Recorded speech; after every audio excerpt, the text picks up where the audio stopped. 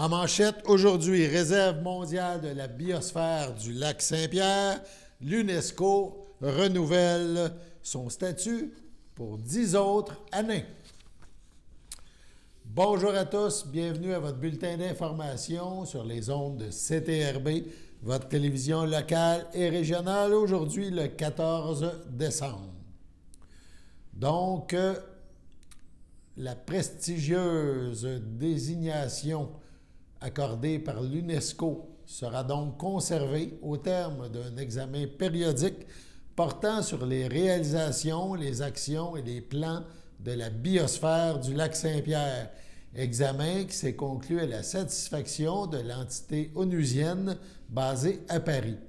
Rappelons que le statut de la réserve mondiale de la biosphère du lac Saint-Pierre a été décerné par l'UNESCO en l'an 2000. Et c'est avec un grand honneur que le comité ZIP du lac Saint-Pierre a repris le mandat de la coordination de la biosphère il y a maintenant 3 ans. Le renouvellement de l'UNESCO du statut de la réserve mondiale de la biosphère du lac Saint-Pierre constitue une fierté pour l'ensemble de la région, a déclaré Henri-Paul Normandin, qui est le président du comité ZIP et porte-parole de la réserve mondiale de la biosphère du lac Saint-Pierre. Cette fierté s'accompagne aussi de responsabilités. Alors que nous faisons face à des défis environnementaux à l'échelle globale et locale, il nous incombe en effet d'ajuster nos politiques, règlements et pratiques afin d'assurer la vitalité des écosystèmes qui assurent notre prospérité et notre qualité de vie, a-t-il ajouté. La réserve mondiale de la biosphère du lac Saint-Pierre, dont le territoire s'étend sur toutes les municipalités régionales de comté, les MRC, adjacentes au lac Saint-Pierre, s'est donné pour mission de soutenir l'harmonisation entre les usagers du territoire et sa biodiversité en effectuant une sensibilisation et une mobilisation des collectivités à des pratiques saines et durables. La réserve mondiale de la biosphère du lac Saint-Pierre fait partie d'un réseau de 19 réserves-régions de biosphère au Canada, dont 4 au Québec, qui œuvrent à concilier l'activité humaine avec la protection de notre patrimoine naturel et culturel. Le renouvellement du statut UNESCO confère un nouvel élan à la réserve, ce qui lui permettra de poursuivre son travail de concert avec plusieurs partenaires gouvernementaux et intervenants de la société civile pour réaliser sa mission au service des collectivités. L'électrification des transports est de plus en plus et plus que jamais, une priorité gouvernementale dans le but de poursuivre le soutien à la transition énergétique. La vice-première ministre et ministre des Transports et de la Mobilité durable, Geneviève Guilbeault, et l'adjoint parlementaire du ministre de l'Environnement, de la lutte contre les changements climatiques, de la faune et des parcs, volet électrification, Mathieu Lemay, annoncent que la gratuité des passages des véhicules électriques au péage des autoroutes 25 et 30 et sur des traversiers de la Société des traversiers du Québec est prolongée jusqu'au 1er avril 2027. En plus de la poursuite de cet incitatif, donc, le gouvernement du Québec maintient son offre de rabais de 7 000 $ à l'achat d'un véhicule électrique, incluant les taxis et les motocyclettes. Ces mesures visent à ce que 2 millions de véhicules électriques circulent sur les routes du Québec en 2030, ce qui correspondrait alors à environ 35 % des véhicules automobiles légers. Cela s'ajoute également à l'annonce dans laquelle le gouvernement dit investir plus de 514 millions. C'est une stratégie qui vise notamment à favoriser l'achat d'un véhicule électrique plutôt que d'un véhicule à essence. L'investissement sert aussi à rendre disponibles 6 700 bornes de recharge rapide publique et 110 000 bornes de recharge publique de niveau 2 à travers le Québec. Par ailleurs, 600 000 places de stationnement additionnelles adaptées pour les véhicules électriques seront rendus disponibles dans les multilogements dans toutes les régions du Québec. Une fois de plus, les bénévoles ont répondu présents pour sillonner les routes du Québec pendant cette période festive de l'année. Alors que les occasions de fêter se multiplient, ils étaient plus de 4 500 bénévoles sur les routes de la province la fin de semaine dernière afin d'effectuer plus de 4 800 raccompagnements sécuritaires. Les soirées les plus achalandées étant à prévoir dans les prochains jours, l'opération Nez Rouge lance à nouveau l'invitation à la population d'utiliser ses services ou de participer comme bénévoles. Les bénévoles sont prêts à vous raccompagner. Alors que les festivités de Dessable se poursuivent, les équipes de bénévoles dévoués sont à pied d'œuvre pour offrir des raccompagnements sécuritaires à tous ceux et celles qui souhaiteront regagner leur domicile en toute tranquillité. Pour bénéficier du service de raccompagnement totalement gratuit, la population est invitée à composer le 1-866 Desjardins lors des différentes soirées d'opération à travers la province. De plus, les personnes cherchant à vivre une soirée significative en faisant une réelle différence dans leur communauté peuvent donc devenir bénévoles en s'inscrivant via le site web opérationnerouge.com ou encore en utilisant la toute nouvelle application mobile. Un partenariat pour égayer vos soirées. Donc, les bénévoles de l'opération Nez Rouge ont cette année encore la chance de découvrir les cocktails sans alcool atypiques MD offerts dans l'ensemble des centrales du Québec. Partenaire du succès de cette campagne de raccompagnement, Atypique MD a distribué 25 000 canettes à l'attention des bénévoles pour égayer leurs soirées et leurs nuits sur les routes, affirmant à nouveau l'attachement de l'entreprise à la mission de Opération Nez Rouge. À propos d'Opération Nez Rouge, sachez que c'est un organisme à but non lucratif dont la mission est de valoriser l'adoption d'un comportement responsable pour prévenir la conduite avec les facultés affaiblies. Soutenu par deux de ses partenaires principaux, la Société de l'assurance automobile du Québec et par Desjardins, l'organisme offre un service de raccompagnement bénévole dont les retombées locales profitent à la jeunesse et au sport amateur, en plus de coordonner différentes activités de sensibilisation et ce, tout au long de l'année. Pour la région de la Naudière, il faut composer pour obtenir ce service le 450-756-4011. 450-756-4011. Sur ce, on passe à la pause. Chers téléspectateurs, vous êtes cordialement invités le samedi matin dès 9h30 à notre bingo télédiffusé de nos studios de Berthierville. Depuis plusieurs années, nos adeptes de la télévision régionale se sont divisés un montant de 600 $, disponible chaque semaine lors de notre joute de bingo à CTRP. Un amical animateur et ses joyeux compères, dont un technicien et deux bénévoles, partagent tour à tour cette émission dans le but de vous agrémenter durant 60 minutes. Un moment de plaisir qui pourrait s'avérer payant pour vous. Vous pouvez donc vous procurer les cartes de jeu chez les dépositaires participants et j'ai nommé à Berthierville, le dépanneur Formule 1 et le garage Pétroté, sur la rue Gilles Villeneuve, le marché IGA Extra sur la rue Gabrielle Brissette, le marché Métro sur la rue Notre-Dame et la pharmacie Proxime sur la rue Frontenac. À Saint-Ignace-de-Loyola, le dépanneur Esso sur la rue de la Traverse et le marché Aldo sur le rang Saint-Michel.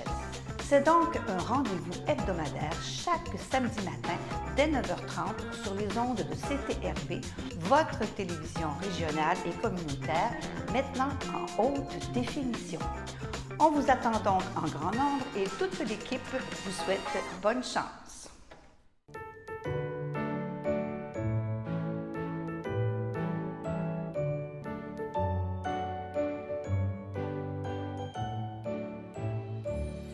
En ce 14 décembre, la FADOC de l'île du Pas désire souhaiter bonne fête à Aline Bilodeau-Lebrun. C'est votre fête aujourd'hui, en ce 14 décembre. Eh bien, toute l'équipe de CTRB se joint à moi et vous souhaite bonne fête. Avant de vous parler de la SADC d'Autrey-Joliette, on a une entrevue à vous présenter. Juste un petit rappel où on vous informe. Ce soir, 14 décembre, 19h30, il y a séance du conseil municipal. Donc, c'est la séance de l'adoption du budget de l'exercice financier 2024. Il y aura aussi l'adoption du programme triennal des dépenses pour 2024, 25 et 26. Donc, à suivre sur les ondes de CTRB demain et dans les prochains jours. Et c'est la ronde des budgets, donc, qui débute. Des différentes municipalités à tour de rôle adopteront leur budget. Donc, plusieurs dossiers à suivre sur les ondes de CTRB. CTRB, on en parle, a rencontré Michael Belrose de la SADC d'Autrey-Joliette cette semaine. Dans un premier temps, M. Belrose nous parle de l'offre de service de la SADC d'Autrey-Joliette, un organisme impliqué au niveau économique dans son milieu. On regarde cette entrevue. Bonjour, Michael. Bonjour. C'est quoi ton titre exactement à la SADC? Je suis directeur service aux entreprises pour la SADC. Ça fait quoi ça dans la vie de la SADC? La SADC, dans le fond, on offre de l'accompagnement aux entrepreneurs, peu importe le stade où ils sont rendus dans le développement de leur entreprise, que ce soit du démarrage, de l'expansion, de la relève. On les accompagne à faire un plan d'affaires, un plan de match. Puis on a aussi du financement. On a notre propre fonds d'investissement qu'on peut investir dans les entreprises pour être un deuxième levier. On est un financement de deuxième ligne qu'on dit, donc on vient supporter du financement qui est déjà fait à travers les institutions financières. C'est ça. Donc, en gros, ça vient de où? Ça vient du fédéral. Hein? Il faut quand même spécifier que c'est des fonds qui ont été créés suite à, je pense, au fond de la PRAD. Ça se peut-tu? C'était un petit peu l'historique. Dans l'historique, là, très très longtemps, effectivement, il y a eu plusieurs moutures, mais maintenant, on est supporté par Développement économique Canada, dans le fond, qui supporte nos budgets d'opération. Par contre, les fonds d'investissement nous ont été donnés par le gouvernement à notre ouverture il y a déjà plus de 30 ans. On a un fonds d'investissement, c'est nous qui le gère, capital intérêt, puis qu'on le maintient. Il appartient vraiment à l'OBNL. Là, qui est c'est un OBNL, c'est ça. Avec un conseil de... C'est-tu trop indiscret de demander ça représente comment comme fonds d'investissement ou c'est quelque chose qui est privé? Non, on a environ 2,5 millions là, qui roulent dans les entreprises d'Autrey et Joliette, vu qu'on est sur deux territoires. OK. Ouais. Et là, c'est ça, tu me parles d'Autrey-Joliette, c'est ça. Donc, autrement dit, vous êtes une équipe, on pourrait dire économique, mais on pourrait dire aussi proactive. Donc, vous êtes impliqué dans les, comment je pourrais dire, dans le développement économique des entreprises ici du coin. Et je te dirais, en gros, il ne faut peut-être pas hésiter à aller prendre de l'information chez vous parce que c'est important, qu'est-ce que je pense que vous faites comme service. Là. Exactement, on est bien impliqué dans le milieu. Comme je vous dis, ça fait déjà 30 ans qu'on est dans le milieu. On est une équipe qui est quand même assez stable au niveau de l'équipe sur le terrain. On connaît bien notre marché. Fait que n'hésitez pas à venir nous voir. Dans le fond, on est vos lunettes économiques. On s'informe, on est à jour. On accompagne les entreprises. Fait qu'on est une porte d'entrée, dans le fond, pour pouvoir vous accompagner. Puis on connaît les autres programmes et les autres partenaires. Okay. Parce qu'on ne peut pas travailler tout seul en développement économique. On travaille avec tous les partenaires de l'écosystème là, pour le mieux de l'entreprise. Avez-vous des champs d'action plus spécifiques? Vous dites-tu, on est plus agricole, on est plus... aussi de tout. Si on parle de tout. Là. Non, on parle de tout. Je vous dirais qu'à un niveau agricole, on est un petit peu moins présent parce qu'il y a de l'accompagnement qui est plus spécifique que nous avec la financière agricole, par exemple. Ouais. Mais sinon, on fait toutes les secteurs d'activité, que ce soit un service, un commerce, du manufacturier. On accompagne tous les entrepreneurs selon différents programmes qui viennent de différents paliers gouvernementaux. Même si nous, on provient du fédéral, on va aller chercher du financement qui vient du provincial et vice-versa. Okay. On est vraiment voué à aller chercher le maximum pour accompagner l'entrepreneur dans toute sphère d'activité. Vous avez été très actif pendant la pandémie, d'une certaine façon. Vous avez été beaucoup complémentaire, vous avez beaucoup aidé, encore là, aux entreprises à garder la tête hors de l'eau, on pourrait dire, et tout. Tout à fait, il y a eu beaucoup de travail à ce niveau-là, au niveau de l'accompagnement. Puis on a même eu un fonds spécial là, qui s'appelait le FOR, qui arrive à échéance. Dans le fond, pour ceux qui connaissent, là, il y a eu le compte d'urgence aux petites entreprises qui a été géré par les institutions financières. Et nous, on a une partie qui s'appelait le FAR, le Fonds d'aide à la relance régionale, pardon. Et là, ça prend fin comme le CEEC, donc les remboursements vont bien. Et je vous dirais qu'on est particulièrement très satisfait des entreprises qu'on a pu supporter, puisqu'il y a 86, je l'ai calculé ce matin, 86% des entreprises qui ont réussi à aller chercher la portion qui était de radiation, qui veut dire une subvention.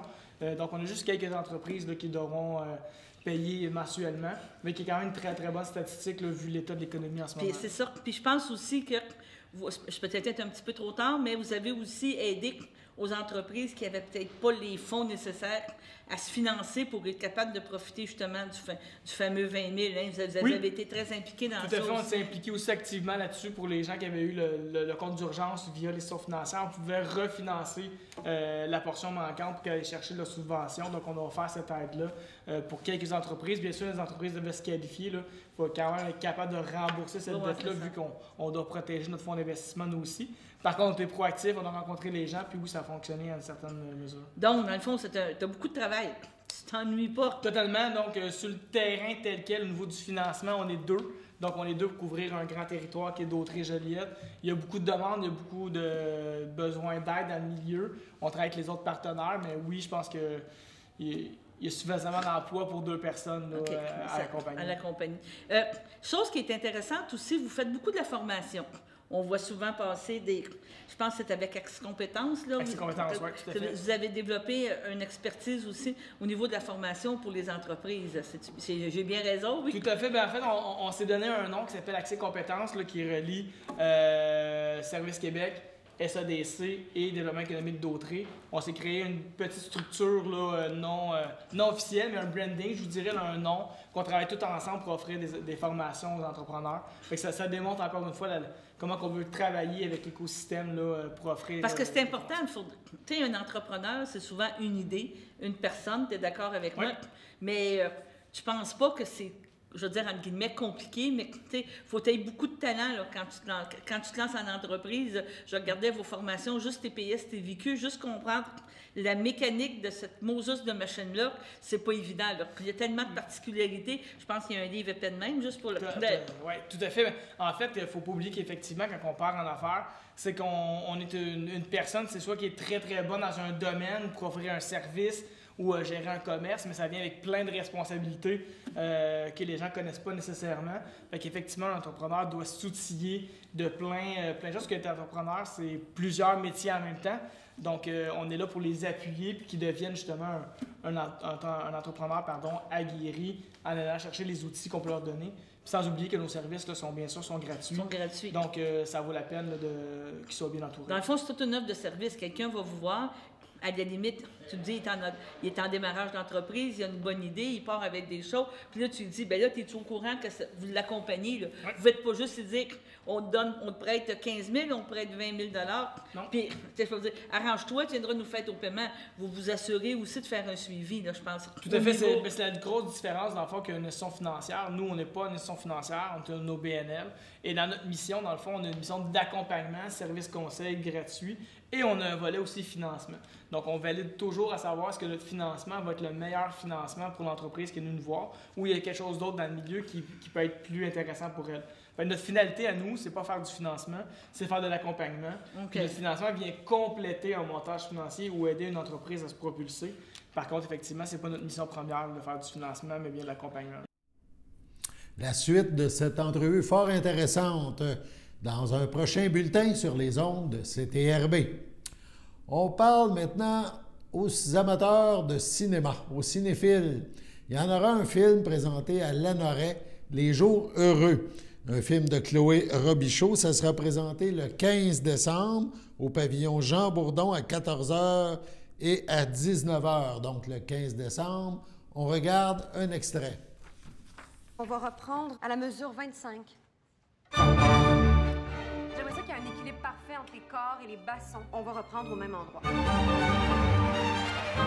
Est-ce que tu te l'es pas donné facile? L'ambiance est un peu bizarre. J'ai l'impression que tout le monde vote conservateur. Ça jasait pas mal en coulisses tantôt. Il veut que l'OM signe un 2e permanent avec lui pour la prochaine saison. Hein? Tu penses que j'ai une chance? Le feeling, c'est qu'il faut que ça impressionne plus que ça. L'opportunité est là. Celle qu'on a toujours voulu pour toi. Je pense que tu devrais te faire confiance. C'est pas un problème de confiance. Non, mais de croire que tu touches les gens.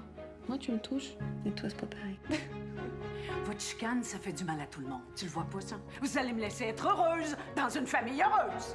Ça fait déjà 4 jours que tu n'as pas dormi. Dans ta tête, de la musique résonne, te réveille dans la nuit. Comme si ta peine avait donné naissance à une symphonie. Est-ce là le signe annonciateur d'une prochaine folie? De ce que je vois depuis le début, t'es une excellente élève. Une première de classe. J'ai rarement vu quelqu'un maîtriser aussi rapidement sa technique. Mais les premiers de classe, ils veulent tellement être parfaits que ça peut être ennuyeux. Mais tu sais, c'était la première fois que je dis que j'ai la maison symphonique. Personne n'avance si on dit pas les vraies affaires, t'es pas d'accord? Si tu veux me faire vivre la musique, il faut que toi-même, tu ressentes ces choses-là. Sors de ta tête.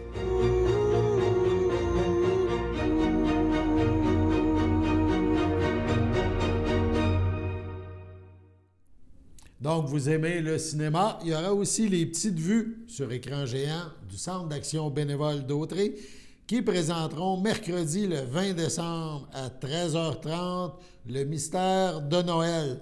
Elisa, 8 ans, vit dans un petit village un peu spécial. Les habitants y oublient tout. Mais comme par magie, heureusement, elle a un don. Elle est la seule à pouvoir se souvenir des choses.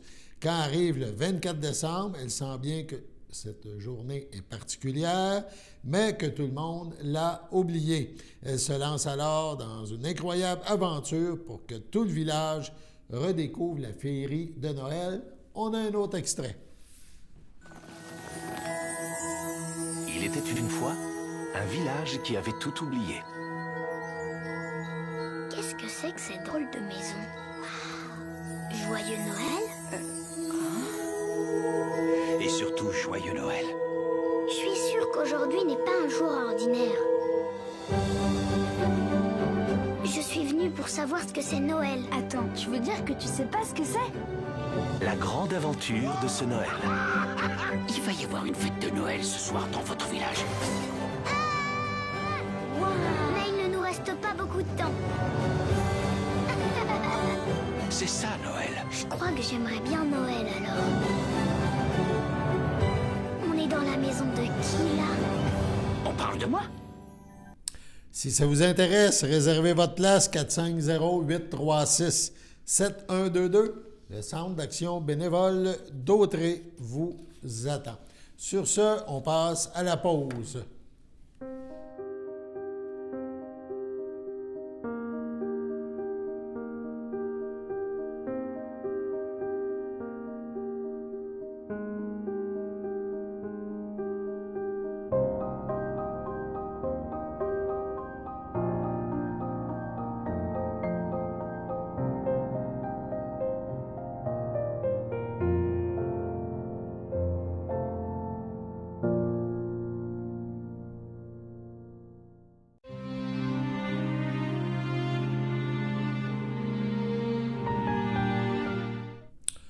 Au CHDL de Saint-Charles-Borromée, le 17 novembre, à 89 ans, est décédée Mme Marguerite Denis, épouse de feu André Sylvestre, demeurant à Berthierville. Elle laisse dans le deuil ses enfants, Christiane Sylvestre, Denis Desrochers, Robert Sylvestre, Jocelyne Barrette, Denis Sylvestre, René Robitaille, Julie Sylvestre, Michel Bérard, Hélène Sylvestre, René Sylvestre, Jannick Guertin, ses 7 petits-enfants, Vincent et Élisabeth Desrochers, William et Alexis Sylvestre, Roxane et Camille Chapdelaine, Laurence Millette, son arrière-petite-fille Emma-Rose Sylvestre, ses belles-sœurs et ses beaux-frères, Denise Sylvestre, feu Guy Charbonneau, Denise Bonnet, feu Jean-Noël Sylvestre, Claude Sylvestre, Claudette Sylvestre, Roch Gauthier, Nicole Sylvestre, Gabriel Bertrand, Lise Sylvestre, Bernard Saint-Jean, ainsi que plusieurs autres parents et amis. La famille tient à remercier le personnel de la Villa Berthier pour sa gentillesse à l'égard de Mme Denis Sylvestre, ainsi que les docteurs Hélène Laporte et Émilie Trahan et le personnel des soins palliatifs pour les bons soins prodigués à Mme Denis Sylvestre. La famille vous accueillera samedi, le 16 décembre, dès 11h, au complexe funéraire Efterio, 741 rue Notre-Dame à Berthierville. Suivra une liturgie à la chapelle du complexe à 14h30. Madame Marguerite Denis Sylvestre sera inhumée au cimetière de Berthierville à une date ultérieure. Au CHDL de Saint-Charles-Borromée, le 6 décembre, à 62 ans, est décédée Madame Micheline Dubé, épouse de Michel Plante, demeurant à Sainte-Geneviève de Berthier. Elle laisse dans le deuil, outre son époux, ses fils, René-Pierre Plante, Mylène Renaud, Jean-Sébastien Plante, Marie-Michel Thériault, ses petits-enfants Billy, Sarah, Jérémy, Abigail, donc Plante, ses beaux-parents, René Plante, Hélène Moreau, ses sœurs, ses beaux-frères et belles-sœurs, sa filleule Marie-Fredette, Gilles Lisotte, ainsi que plusieurs neveux, nièces, autres parents et amis. La famille vous accueillera dimanche 17 décembre dès 11h au complexe funéraire F. Thériault, rue Notre-Dame à Berthierville. Suivra une liturgie de la parole à la chapelle du complexe à 14h30. Les cendres de Mme Dubé seront déposées au columbarium du complexe Thériault à Berthierville le même jour. Au CHDL de Saint-Charles-Borromée, le 16 novembre, à 93 ans, est décédée Mme Solange Rondeau, épouse de feu Jean-Joseph Bellé, demeurant à Berthierville, native du Lac-Saint-Jean. Elle laisse dans le deuil ses fils, Jean-Yves Bellé, les Carpentiers, Gaétan Bellé, Manon Chevalier, ses petits-enfants, Kevin, Marie-Pierre Gadoury, Jérémy, Alexia Simard, Stéphanie, Roland Bonnet, Joanie, Patrick Gagnon, ses arrière-petits-enfants, Amy, Galabriel, Olivier, Amélia, Jordan et Jacob. Ses beaux-frères et sa belle-sœur, Bernard Bellé, Elgide Bellé, Huguette Bellé, Rémy Lachance, ainsi que plusieurs neveux, nièces, autres parents et amis.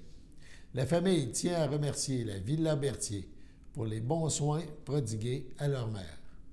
La famille vous accueillera samedi, le 6 janvier dès 11h, au complexe funéraire Thériault à Berthierville. Les funérailles auront lieu le même jour en l'église Sainte-Geneviève de Berthier à 14h. Madame Solange Rondeau-Bellé sera inhumée au cimetière de Berthierville à une date ultérieure. Sur ce, passons à la météo.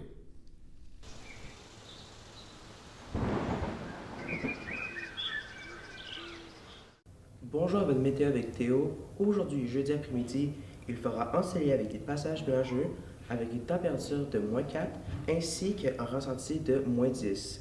Jeudi soir, il y aura un ciel variable avec une température de -4 ainsi qu'un ressenti de aussi -10. Jeudi nuit, il y aura des passages nuageux avec une température de -3 et avec un ressenti de -9. Vendredi matin, il fera ensoleillé avec des passages nuageux avec une température de 0 degré ainsi qu'un ressenti de -6. Vendredi après-midi, il y aura un ciel variable avec une température de 5 et un ressenti de 1. Vendredi soir, il y aura un ciel nuageux avec éclaircies ainsi qu'une température de 3 et un ressenti de 0. C'était tout pour votre météo. On vous remercie pour le bulletin d'information que nous venons de vous offrir à titre de spectateurs, de téléspectateurs, de CTRB. Toute l'équipe se joint à moi et vous souhaite une bonne fin de journée à notre antenne et on se revoit demain pour la prochaine édition du bulletin d'information locale et régionale à CTRB. Bonne journée!